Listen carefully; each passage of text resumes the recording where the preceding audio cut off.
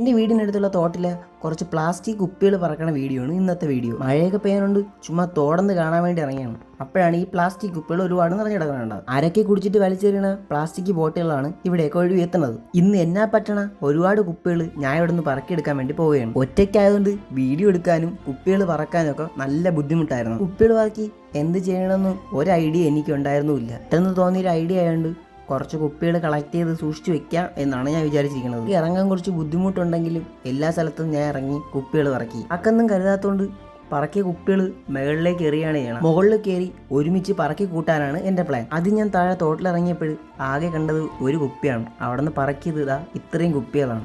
ഇനി അവിടെ കിടന്നൊരു ചാക്കെടുത്ത് തന്നെ ഇതെല്ലാം പറക്കി ഞാൻ മുകളിലോട്ട് നടക്കാൻ തുടങ്ങി. ആഴമുള്ള സ്ഥലങ്ങളിലൊക്കെ ഇതേപോലത്തെ കമ്പുകൾ ഉപയോഗിച്ച് തട്ടി നീക്കിയാണ് ഞാൻ കുറേ പറക്കിയത്. ഇനിയും പറ്റാത്ത സ്ഥലങ്ങളിൽ എൻ്റെ സെൽഫി സ്റ്റിക്ക് ഞാൻ ഉപയോഗിച്ച് ഇറങ്ങാൻ ഒട്ടുമുക്കിയ കുപ്പികളിലും വെള്ളം നിറച്ചതിന് ശേഷം ആ വെള്ളം എടുത്ത് കളഞ്ഞിരിക്കുന്ന കുപ്പികളാണ് ഞാൻ കൂടുതലും കണ്ടത്. വലിയ ഒഴുക്കും താഴ്ചയില്ലാത്തതുകൊണ്ട് ഞാൻ ഇപ്പം കുറച്ച് ദൂരം വെള്ളത്തിലൂടെ നടക്കുകയാണ്. കുറേ ദൂരം നടന്നപ്പോഴത്തേക്കും പാറയുടെ മുകളിലൂടെ ഒഴുകി വരുന്ന ഒരു സ്ഥലം കണ്ടു. ഇതൊക്കെ ആയതുകൊണ്ട് ഇവിടെ ഇറങ്ങാൻ കുറച്ച് പേടിയായി. ഇനിയും കുറച്ച് ദൂരം എനിക്ക് മുകളിലേക്ക് പോകാനും ഉണ്ട്. മുകളിലേക്ക് നടക്കുന്നതിനിടയിൽ 4 കുപ്പി അവിടെ ഒളിച്ചിരിക്കുന്നുണ്ട്. അവനെ ഞാൻ ഇറക്കി തൂക്കി.